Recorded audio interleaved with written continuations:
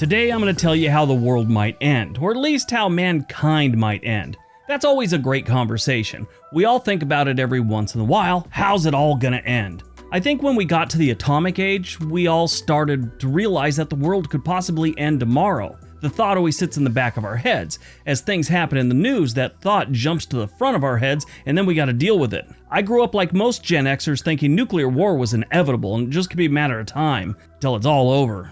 Today we look at the different ways scientists believe the world will end, or at least mankind will end.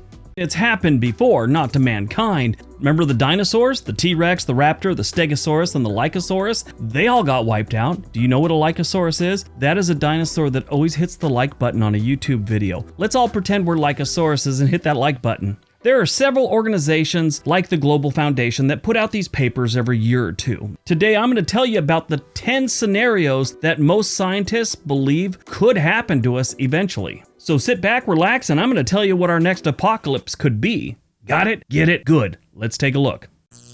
Number 10, future risks. Now, this one isn't your standard one. This is one they kind of put out there as something we don't know about yet. Nothing that's come on our radar, maybe some future technology we don't know about could just destroy the planet. You know, let's say for some reason lasers end up drilling into the earth and the earth just implodes or something like that. You know, maybe a zombie apocalypse like The Walking Dead. Something the world doesn't know about could happen. The zombie apocalypse, I mean, I know some people out there think it's real and it's going to happen, but if you think about it, I mean, there's certain bacteria and amoebas and everything else like that that have affected people's brain. I mean, if something like that got loosed, what if it starts, doing that to the entire planet and we all walk around like zombies? So yeah, future risks. That's number 10.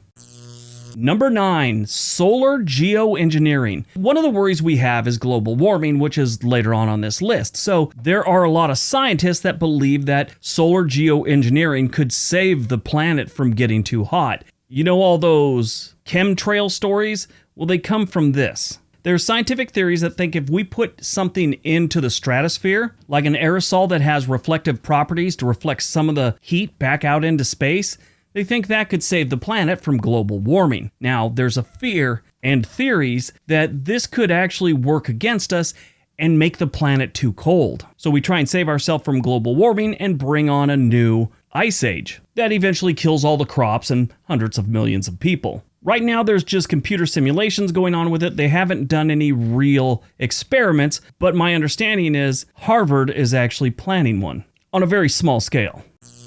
Number 8, artificial intelligence. Yeah, this is one that Elon Musk says he's terribly afraid of. He says this is what's going to end us. This is worse than nuclear war, global warming. Artificial intelligence will replace mankind. Most scientists believe that there's about a 50 or 60% chance that artificial intelligence will be able to perform most tasks as well or better than humans within the next 25 years. Meaning there's no need for us to have jobs, there's no need for us to do anything, and eventually the artificial intelligence might see us as useless. Honestly, think how many human beings you know right now that are completely useless and could be replaced. I mean, once you get past the science part and the possibilities that this could happen, you just look to some of the movies we had if you want to kind of understand how this could happen. I mean, look at the Terminator series or the Matrix. Those are obviously science fiction and fantasy type things, but maybe they're really just a cautionary tale.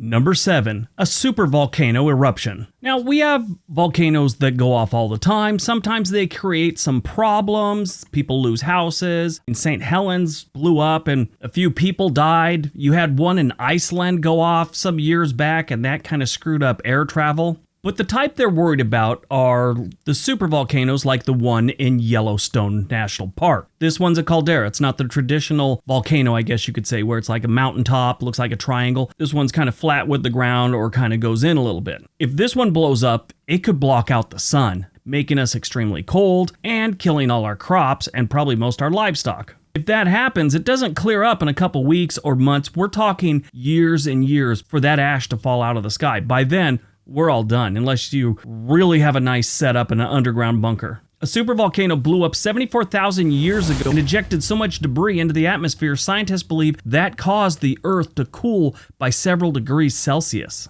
And some of the scientists believe that this caused the greatest mass plant and animal extinction in human history. That's one of those wait and see ones. We really don't know what's going to happen. I mean, we have different things to measure the pressure in the caldera in Yellowstone and other volcanoes, but we don't know when it's just going to decide to blow up. It could happen tomorrow. Number 6, the Asteroid Impact. This one has been done in movies. They believe this is what actually killed the dinosaurs. Asteroids and rocks and all kinds of stuff collide with the Earth's atmosphere all the time. Sometimes they make it down to the Earth's surface, usually the size of like a softball maybe. Scientists believe that about every 120,000 years, an asteroid large enough to cause a global catastrophe hits the Earth. Scientists believe that if one-tenth the size of the one that actually killed off the dinosaurs hit the Earth today, it would send enough stuff into the atmosphere, it could block out the sun for 6 months to a year. Again, killing crops and causing a famine that could kill hundreds of millions of people. These days, NASA's been sending things up to meet asteroids, to kind of crash into them, to hopefully develop some kind of defense system for major asteroids. Matter of fact, they just crashed one into an asteroid the other day. I don't know what happened with that though. Number 5, biological warfare or chemical warfare. If you spend any time in the military, you get kind of briefings and you learn and you take classes on chemical and biological warfare. I can tell you right now, it is one of the ugliest things we're dealing with on this planet. There are nerve agents, blood agents that can be put into the air, put into the water supply. There's so many things to apply chemical and biological weapons. It's scary. And the way they kill you is not pleasant. The strange thing about it is it's not as expensive as having a real army or developing nuclear weapons. Almost any country could do this. Saddam Hussein, who was backwards as all get out, he had chemical weapons. He put them on the Kurds, mustard gas. It was horrible. There's some conspiracy theories that the whole pandemic we just had was some form of biological weapon. I don't know about that one, but it is doable. Number 4, pandemics. Yeah, we know about pandemics. We're kind of at the tail end of one right now. Supposedly gone.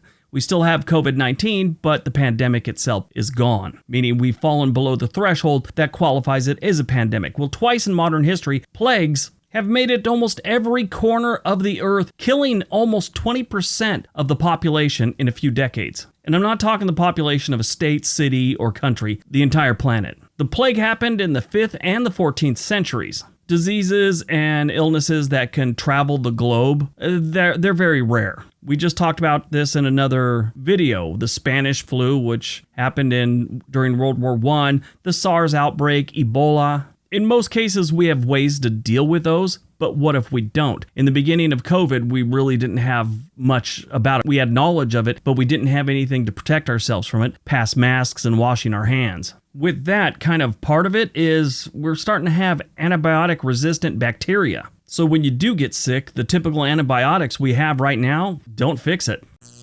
Number 3, ecological collapse. Now, ecosystems can collapse. They have in the past. Africa's a perfect example. They've had 60, 70 years of drought, and a lot of their lakes have dried up. A lot of lakes that people depended on. Of course, once the lake dries up, the vegetation dies, and a lot of people used to rely on Lake Chad. Right now, it's like 10% of what it used to be. Now, that's just one example. One of the biggest worries is the Amazon. If that turned into an ecological collapse, scientists believe we'd never recover. They've been chopping down the Amazon for decades, and right now they figure we lose about 10,000 acres every single day that are either cut down or burned. Now, from 2004 to 2012, it did slow down. New people came to power, changed some laws, and since 2018, they've been back at it at a pretty good pace, too. It's not just on land either. There's marine ecosystems that could collapse as well, like the Great Barrier Reef.